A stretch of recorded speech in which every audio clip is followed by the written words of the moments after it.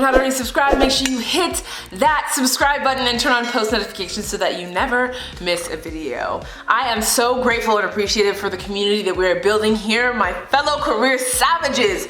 That's why you need to subscribe to make sure you keep getting this content in your feed. Make sure you also like, share, and comment on this video. Today, I am doing a little mukbang. Not really, it's actually gonna be a nice little wine and sip.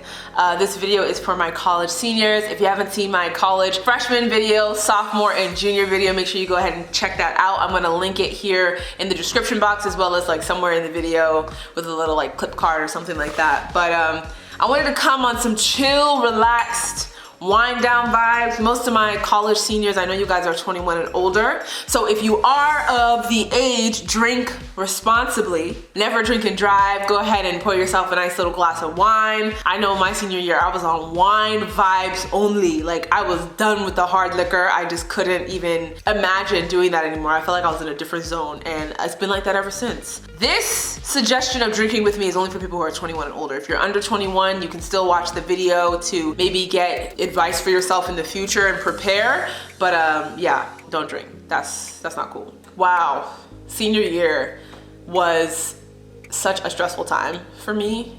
And like, I can't even explain it. I think I was going through like a little bit of a depressive stage because I was like, you know, college was coming to the end, and something that I had experienced that was so amazing and so great for the past 4 years, I could not believe that it was over. I was actually just like depressed that I wasn't gonna be living with my friends anymore.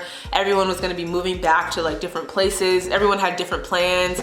It wasn't gonna be like freshman year where we were all signing up for classes together in the common room or going to every single football game sophomore year or going to these crazy parties and fraternity and sorority events our junior year. Like it was just gonna be different. So it was really hard for me to think that I was going back to, you know, just a life without the people who literally were my whole life, obviously, because I had spent the past, what, 4 years with them. It was just really hard for me. On top of the fact that as a pre-med major, you're told after school, you're going to med school, you're going to med school, you're going to med school, you're going to med school.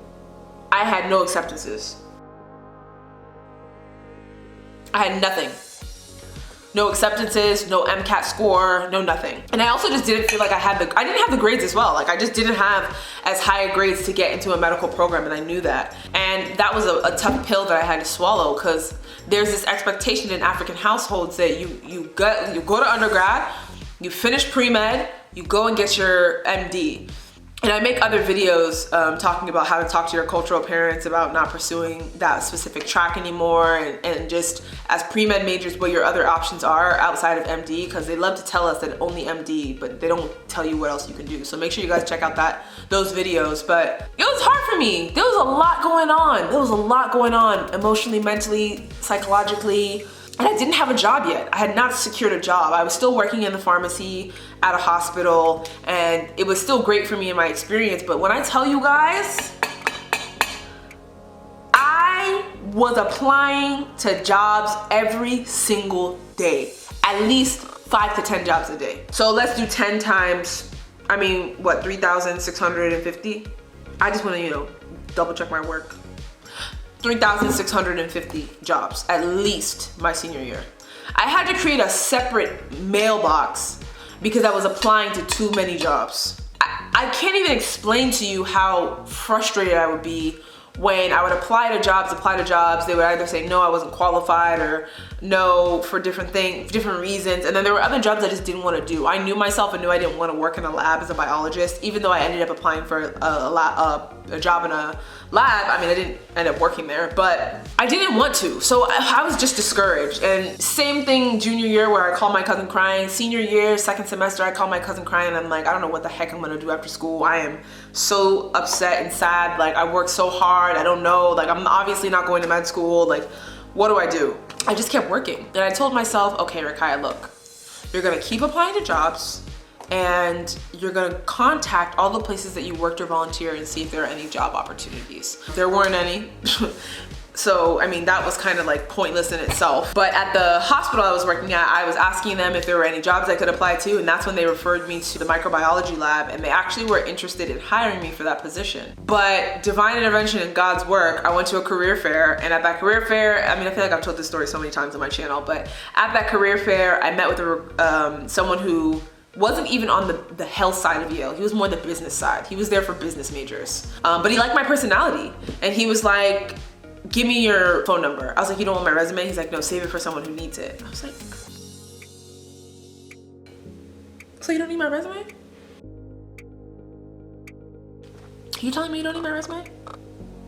You're telling me you don't need my resume?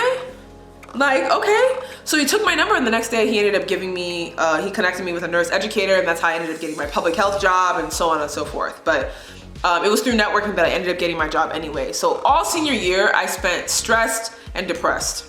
And also I forgot to mention that I was kind of depressed as well, because I was so conflicted with living in Connecticut, because like, it's a very different lifestyle when you live in LA. Everyone is goal-oriented, you know, work-oriented, career-oriented. They're still chill in terms of, like, I grew up in the beach city, so everyone was very, like, you know, surfer, like, but at the same time, it's like, people are focused on their career. In Connecticut, completely different life. People are okay with being okay. It's a very stagnant mentality in New Haven specifically, and West Haven, and it was starting to cripple me, because I was starting to also feel that same way. Like, I was just starting to, like, day by day, I was becoming okay with being okay, and that's just not my personality. As you guys can see from my channel, I make YouTube videos about career success. So senior year, like I said, it was just really tough for me, but everything worked out, and I tried to finish strong with my classes and not let, like, senioritis get to me. My advice for you guys is to not stress too much, because everything will work out the way it's supposed to work out. I did apply to a lot of jobs. I didn't get a single one that I applied to. So I personally think you guys should take the advice that I'm giving when I say network, because 9 times out of 10, the job that you get after school is from your network rather than a blind application. And I'm seeing the way the world is shifting and changing, and the way career is shifting and changing. And it's like, a lot of times, even after you graduate school, the positions that you're in, the places that you go, the people that you talk to, all this stuff happens from networking. I have met some really important people or prominent people in society, whatever, and it's all from relationships interpersonal relationships I have with people. So as a senior, you should have learned this already as a freshman, sophomore, and junior, but networking is probably the key to you getting your next job. So that's why I encourage people to go on LinkedIn. And as a senior, you should be living on LinkedIn. Live there. Live in that place.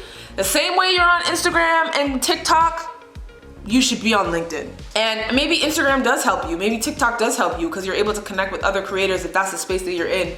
For film majors, social media majors, communication majors, maybe that's the way, you know, that helps you. But everybody else, you guys should be living on LinkedIn. You should be living there. You should be messaging recruiters. You should be messaging people in your field, because you don't know who's gonna be able to get you to that next step. There are people who have sent me emails to my Career Savage emails recently, and they're like, I'm interested in regulatory affairs. And I look at their resume and I'm like, you actually seem like a pretty good candidate. Let me connect you with my friend. Let me connect you with this other person in regulatory affairs. Let me refer you to positions that people send for me to apply. You just don't know. So it's really important that you build these relationships with people. It's so, so important. And that's the biggest piece of advice I can give you, is to not stress and to network with people, because those are the 2 things that are gonna help you get to the center stage of where you wanna be come graduation. If other people are getting jobs around you and you're not getting a job, don't be stressed about it. Don't be stressed about it, because at the end of the day, your time will come and everything works out the way it's supposed to work out. I also think that if you want to take a year off, prepare yourself to take a year off to go travel if you can financially afford to do so. You know, also you need to think about your student loans and paying those back. So that's a whole nother issue in itself. Senior year is really tough, because you go from being a college student to being in the world and adulting, and obviously college doesn't prepare you for, you know, repaying your student loans, or accepting a job offer and understanding HSAs and FSAs, or 401ks, Roth IRAs. All these different acronyms and things are thrown at you, and you have no idea what the freaking heck any of these things are. So I'm gonna try and make more content addressing that, but I do have something coming out very soon for Career Savage. I can't say what it is yet, but it would definitely be a tool that would help you address a lot of these things that I'm talking about, where colleges don't prepare you at all. They just throw you to the wolves and that's it. But yeah, I hope this video was helpful for some of you guys. You know, chill a little bit today. You've watched this video, which is a great step in the right direction. Clearly you're seeking more knowledge and information. So marinate on everything that I've said today and start tomorrow networking with people on LinkedIn. Start emailing people, even if it's myself. Like if you're interested, if you're a pre-med bio, pre-med farm, pre-pharm, whatever, any science major, and you're interested in the pharmaceutical industry or clinical research and development, send me an email and I'll see what information I can share with you about how to get a job there. I also have this really great job search strategy document on my website, and it's only $7.50. So if you head over to careersavage.com and you go to services, scroll down and you'll see Career Savage Job Search Strategy. That is basically what I used to apply to jobs after college, and it's been nothing but helpful for me, and a lot of my clients as well find it very useful, and most people end up getting jobs after using that search strategy. So that's definitely something you should purchase as a senior. Affordable for college students, and I specifically made it that price because of people who are in college and just, you know, millennials and Generation Z in general. I'm not trying to take money from y'all. I'm trying to help you guys. But anyway, like I said, I hope this video was helpful. Make sure you leave comments down below. I want to hear about your current college experience. If you have any other questions, again, leave them in the comments so I can answer them in another video. All right, thanks so much for watching, you guys. Until my next video, cheers.